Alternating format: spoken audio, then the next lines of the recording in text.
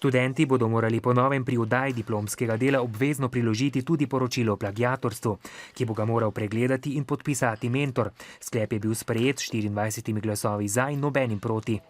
In seveda bo mentor tisti, ki bo dolžan preveriti, ali je delo izvirno ali pa je morda kaj tudi prepisanega.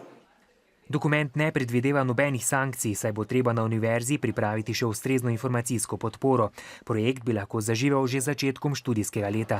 Zdaj bomo to bolj jasno definirali, kakšen proces je to, v kateri fazi, kaj narediti, kako to narediti.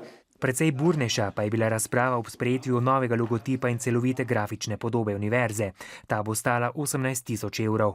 Se je to sprejemanje novega znaka vleklo že kar predolgo časa in je bil skrajni čas, da ta proces zaključimo, tako ali drugače. Senatorji pa so sprejeli tudi sklep o odpravi indeksov. Jaz mislim, da je to kar pozitivna zadeva, ker tudi študentje na komisiji za dodiplomski študij, ki je to predlagala, so zagovarjali to idejo, ker dejansko gre za v veliko primerih precej izgubljen čas čakanja na hodnikih po fakultetah za podpise. Študentom bo tako študijskim letom 2013 in 2014 za identifikacijo zadoščala študentska izkaznica.